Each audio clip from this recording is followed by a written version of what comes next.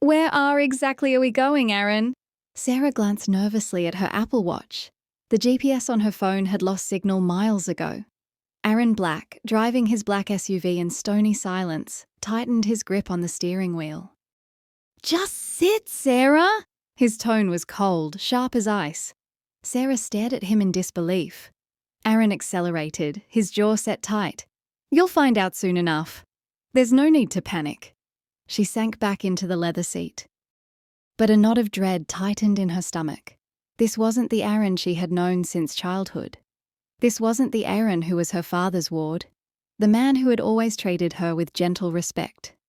Today, his demeanour was so detached, so hostile, that Sarah felt her heart sink. Moments later, he pulled off the highway and drove through the iron gates of a secluded yet opulent estate in upstate New York. "Why have you brought me here?" she asked, her voice trembling as Aaron stepped out and yanked her passenger door open. Before she could protest further, he grabbed her arm in a vice-like grip and began dragging her towards the main entrance. "Aaron, let go! You're hurting me!" she screamed. He didn't say a word. He shoved her into a massive master bedroom and locked the door from the outside. "Open the door, Aaron! Why are you doing this?" "What did I do?" she yelled, pounding her fists against the mahogany wood. But there was only silence on the other side. Exhausted, she slid down to the floor, burying her face in her knees, sobbing uncontrollably. She couldn't understand why her protector had suddenly become her captor. An hour later, the door clicked open. Sarah shot up, wiping her tear-stained face. Aaron stood in the doorway, accompanied by a stone-faced housekeeper holding a heavy, white wedding gown. Aaron looked at Sarah with eyes devoid of warmth. "Put this on and get ready," he ordered. Sarah looked at the dress in confusion. "What is this for, Aaron?" "We're getting married." Sarah felt the blood drain from her face. "Married? Have you lost your mind? Are you crazy?" she shouted. "Take me home. Dad must be worried sick. He panics if I'm not home by dinner." She tried to reason with him. "You know he'll be furious with you." A toxic smirk curled Aaron's lips. He stepped forward, gripping her arm and shoving her back toward the dressing room. "Put on the dress quietly," he growled, "or I can make you put it on." "Your choice." He ushered the housekeeper in and slammed the door shut again. Sarah collapsed onto the sofa, trembling. She was Sarah Sterling, daughter of Robert Sterling, New York's most ruthless business tycoon. A man who removed obstacles from his path without a second thought. Her father loved only two things in this world: his empire and his daughter. Aaron, on the other hand, was the son of Robert's late business partner, David Black. Sarah remembered the story well. Aaron's parents had died in a tragic car accident on his birthday when he was just a boy. Robert Sterling had taken him in. He had raised Aaron like his own son. Aaron had been the golden boy, the one Sarah trusted implicitly. She used to tell her friends, "Aaron is the best. The world feels empty without him." And today, that same Aaron was her nightmare. "Miss Sarah." "Please," the housekeeper said gently, placing a hand on her shoulder. "Mr. Black is waiting." With no other option, Sarah dressed in the gown. It felt less like a wedding dress and more like a shroud. When Aaron returned, his eyes lingered on her for a split second, a flicker of unreadable emotion before turning cold again. "Please, Aaron, for God's sake," she begged, falling to his feet. "Dad trusts you. He loves you more than a son. How can you betray him like this?" Aaron looked down at her with pure loathing and kicked his leg free. "Son," he laughed, a dark, bitter sound. "You mean the charity case who lived off your father's scraps?" "What are you talking about?" Sarah cried. "Things your father should have told you years ago." He dragged her out to the grand living room. Waiting there were a justice of the peace, two strangers serving as witnesses, and two large, snarling Dobermans held on tight leashes by a handler. A chill ran down Sarah's spine. What is this?" She stepped back. "The ceremony." Aaron shoved her toward the table where the marriage license lay. "I won't do it."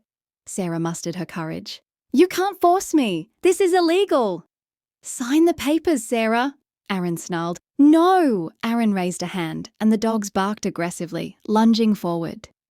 Sarah screamed and scrambled back. Sign it! Aaron slid a pen across the table. Or the dogs get let loose? Trembling, terrified of the man and the beasts, Sarah picked up the pen. She signed the marriage license through her tears. The Justice of the Peace hurriedly conducted the civil ceremony. As the witnesses signed, Aaron looked at Sarah with a chilling smile. The revenge has only just begun, Mrs. Black. What revenge? Sarah whispered. Looking at him with watery eyes. What did I ever do to you? The room cleared out, leaving them alone in the vast, silent house. Aaron folded the marriage license and tucked it into his suit pocket. You! He scoffed. You didn't do anything, Sarah. You're just the price. Price? Price for what? The price for every favour the great Robert Sterling bestowed upon me. Aaron stepped closer, his voice dripping with venom. The price for the roof he put over my head? For the crumbs he threw my way? You're ungrateful, Sarah snapped. My father loves you. He raised you. He made you who you are. Silence! Aaron roared, making her flinch. Love? That wasn't love. It was a cover-up. He didn't raise me. He kept me as a prisoner of his guilt. He wanted the world to see him as a savior. You're lying. Your father is a criminal. Sarah! He has blood on his hands! Stop it! I won't hear a word against him, she screamed. You've gone insane! I am perfectly sane, Aaron said, his voice dropping to a deadly whisper. And now, it's time your father felt the pain he caused. He took everything from me. Now I take everything from him. He pulled the license out again. And it starts with you. I don't accept this marriage, she spat. Accept it or not, Aaron shrugged. Legally, you are my wife. You are my property. And now, I'm going to take you home to show him. Sarah looked at him confused. You're taking me home? A glimmer of hope sparked in her chest. Yes, he grabbed her arm again. So Robert Sterling can watch his only daughter belong to his worst enemy. So he can see the destruction of his legacy with his own eyes. He dragged her back to the SUV. The drive back to the city was filled with Sarah's pleas, but Aaron remained stone-faced. No more talking, Sarah. Now we settle the score.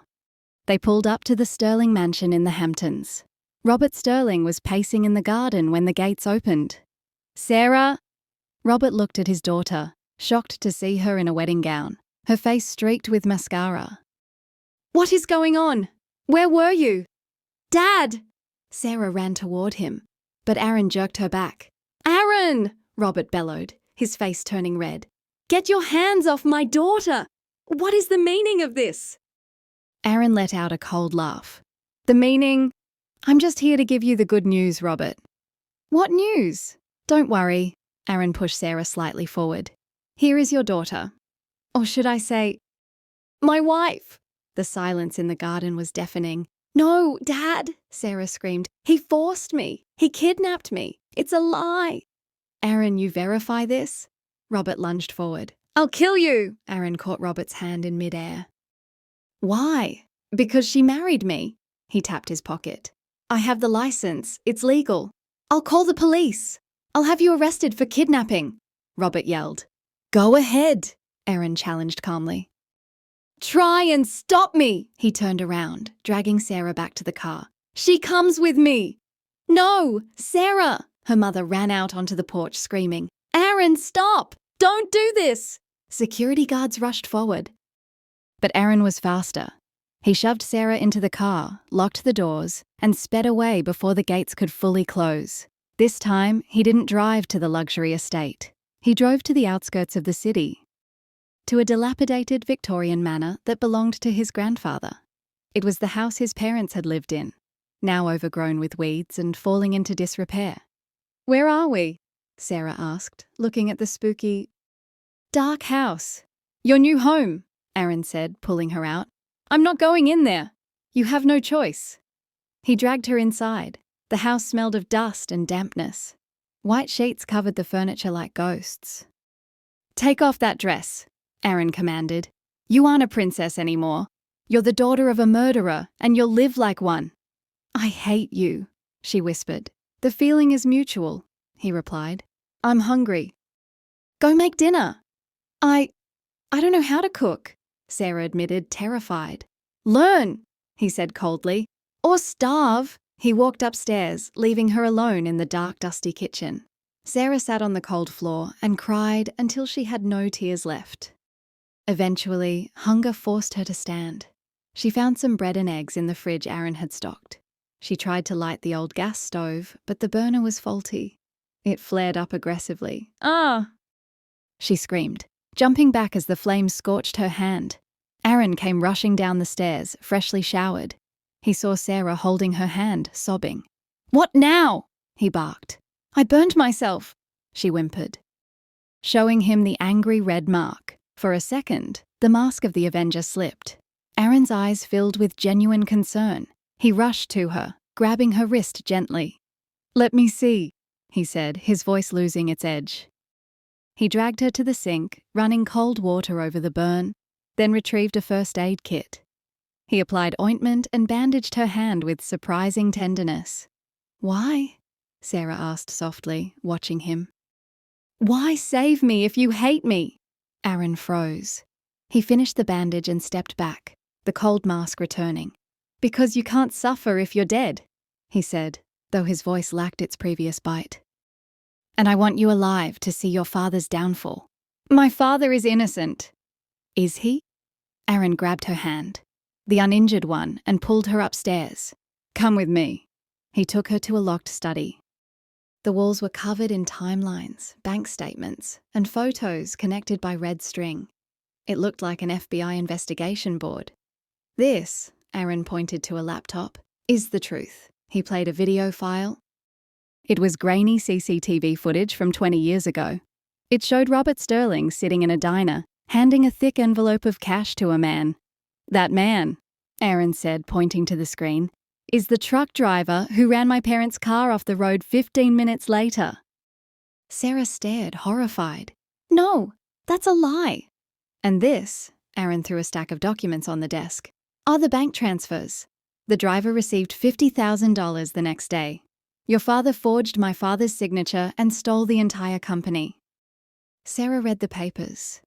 The evidence was irrefutable. Her father, her hero, was a monster. She collapsed to the floor, shattered. I've already sent all of this to the FBI, Aaron said quietly. He's probably in handcuffs by now. Days passed. Sarah stayed in her room, depressed and confused. She hated her father for what he did, but her feelings toward Aaron were shifting. He was a victim. His cruelty was just pain in disguise. One afternoon, Aaron was returning from a meeting with his lawyers. Sarah was standing on the porch of the old manor. Suddenly, a black sedan screeched to a halt at the gate. Two masked men leaned out with submachine guns. This is for Sterling! One shouted. Aaron! Sarah screamed. Shots rang out. Aaron took a bullet to the shoulder and crumbled to the driveway. The car sped off. In that moment, Sarah's fear vanished. She didn't see an enemy. She saw her husband. She ran to him, pressing her hands against his wound to stop the bleeding. Aaron, stay with me, she cried. Later, in the hospital room, Aaron woke up groggily. His arm was in a sling. Sarah was sitting beside his bed, holding his hand, her eyes red from crying. You, Aaron whispered. Why are you here? You should be happy. Your father's enemy is hurt. Shh. Sarah placed a finger on his lips. He's not my father's enemy. He's my husband. She looked deep into his eyes. My father destroyed your past, but I want to heal your future. She leaned down and kissed his hand. I'm not going anywhere, Aaron. I'm with you. The fire of vengeance in Aaron's eyes finally burned out, replaced by the warmth of a new beginning. He squeezed her hand back. The war was over.